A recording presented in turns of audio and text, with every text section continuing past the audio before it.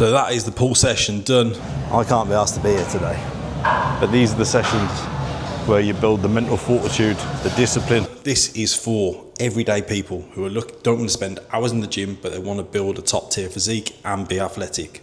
I'm Rob, aka Thatfitnessgeezer, 34, completely natural. I recently ran a half marathon, so this is to incorporate running, training, making sure we're building muscle, making sure we look good through the whole process, and we are kind of sustaining that to a degree. So if you're interested, watch the rest. You'll enjoy it, you'll take something from it. Full program's in there, in the caption. And if you like it, subscribe, like, whatever you like. But I'll be posting the rest of the sessions. There's 4 sessions in this series. All body push, all body pull, upper body push, upper body pull.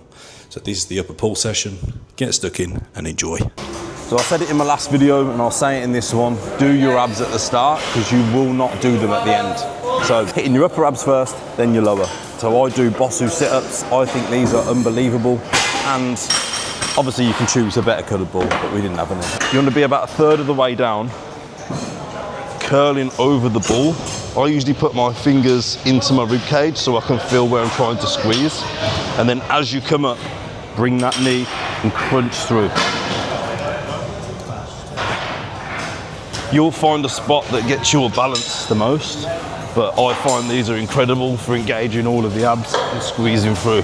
And you can probably hear it in my voice, going a bit quivery. I usually aim for around 16 to 20 of these, and each time you're bringing that knee into your chest, really try and squeeze through the abs. So this is the upper portion. And then the second exercise, super simple, arms into the floor, look at your feet, trying to push the small of your back into the floor, come up, and then as you get to that top, push up. I call them leg raises with a pop, but these really target the lower abs and you've absolutely demolished the upper abs. These two as a pair, as a body weight, will have you burning, I guarantee.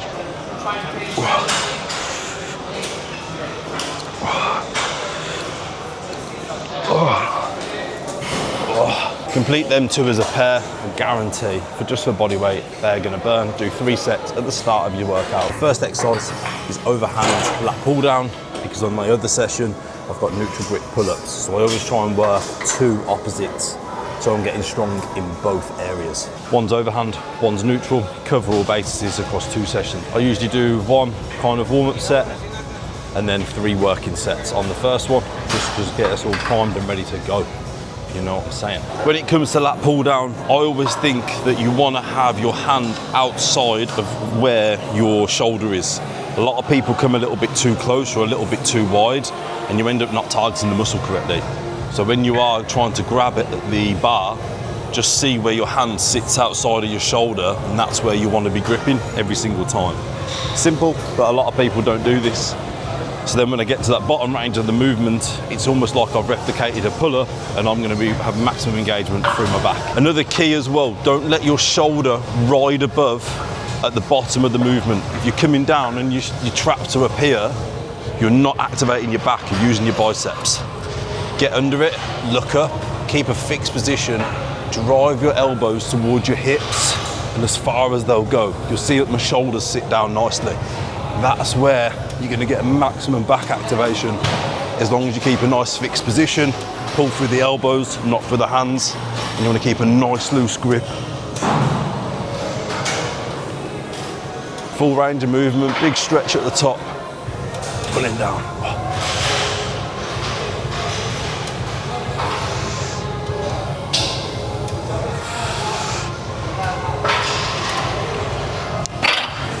And I'll be straight with you, I can't be asked to be here today. But these are the sessions where you build the mental fortitude, the discipline. That's why I say it's so important to track numbers, because the days that you can't be asked, the days that you just really don't want to be here, as long as you hit them numbers, you are still progressing.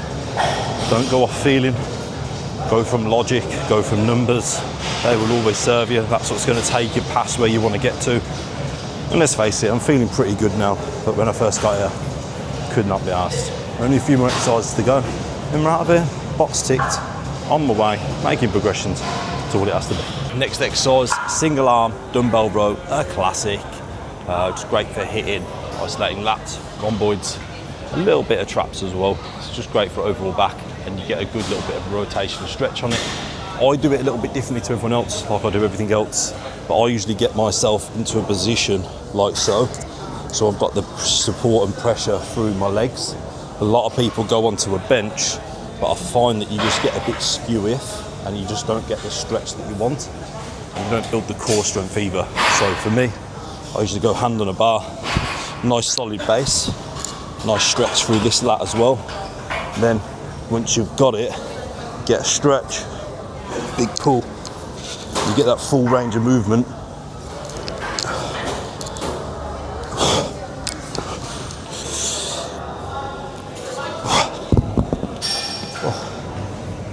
So as you can see, you get a greater stretch, greater range of movement, got a more solid base, and it's easier to keep everything a little bit more even.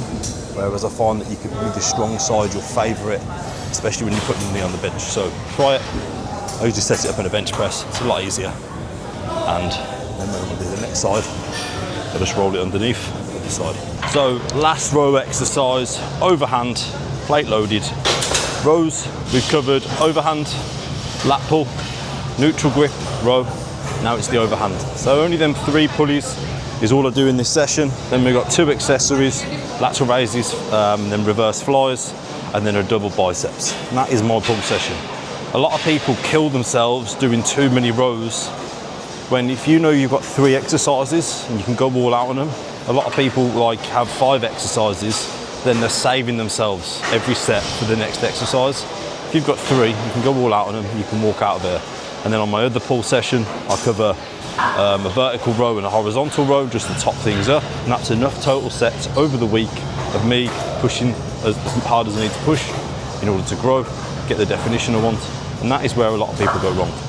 Anyway, I need to stop yapping, I need to do my fucking set. Let's go, baby.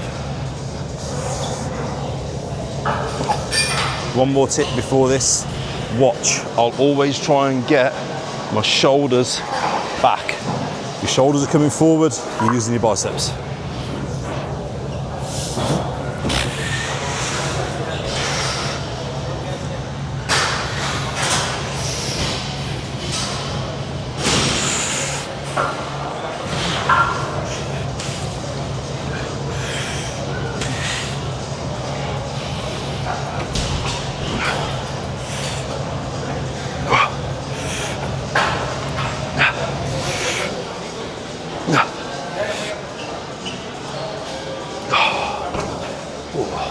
So now, reverse flies with a superset with lateral raises.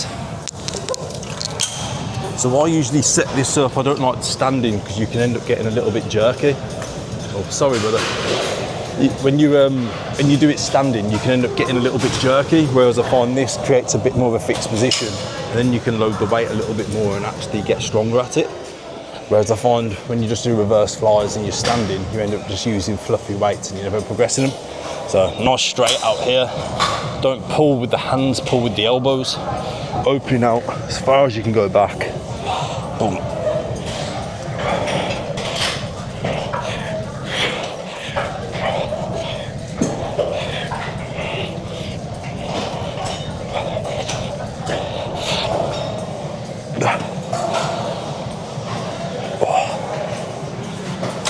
With lateral raises, this is where a lot of people get wrong. I find that they just end up going straight out.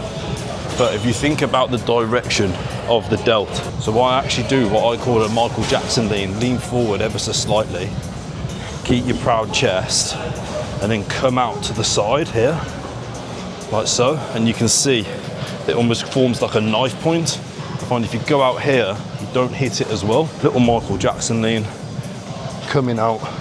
Again, leading with the elbows, not the hands. And then because we've battered the rear delts before, you start to get a nice little burn. It's almost like you're just coming out in front of you, ever so slightly.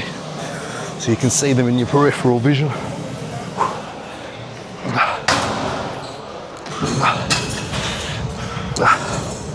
Oh.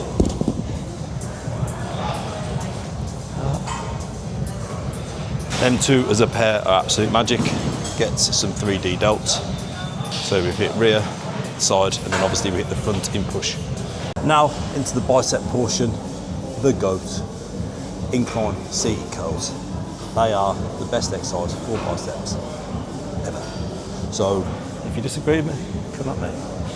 So I usually put some little dumbbells to my feet. I find it's just more comfortable. You can do an exercise. You're not very comfortable. Get a decent amount of weight. You're looking for about 8 reps on these, maybe 10. Nice big stretch. Really sit into it. Big stretch from the bottom.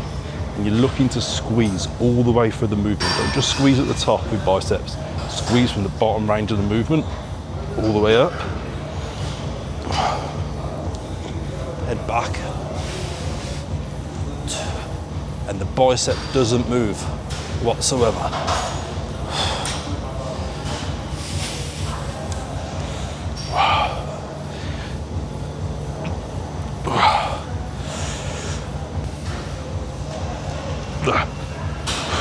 So that's 8 reps on those, full range of movement, squeeze from the bottom. That will work the long head. Then we superset that with spider curls, which targets the short head. Again, efficiency, covering the 2 muscles, pre-fatiguing the biceps with the harder movement first, then into spider curls. You're just going to get maximum for shortest periods of time. So with spider curls, you want to make sure that you're leaning in, nice and straight, arms placed in front. Again, squeezing from the bottom of the movement. Don't just wait to the top of the movement to get your squeeze. Start from there, squeeze all the way up, all the way down.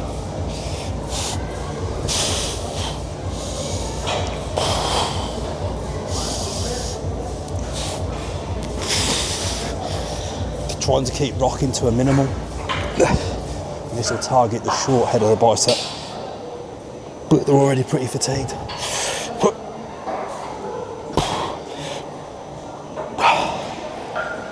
Oh, this is for everyday people who ain't got time to spend hours in the gym. The program I'm posting at the moment will cover 4 sessions and you'll hit every muscle group twice per week. So stay tuned for the series. I've already posted the full body push workout. So if you go to my page, you'll see it there.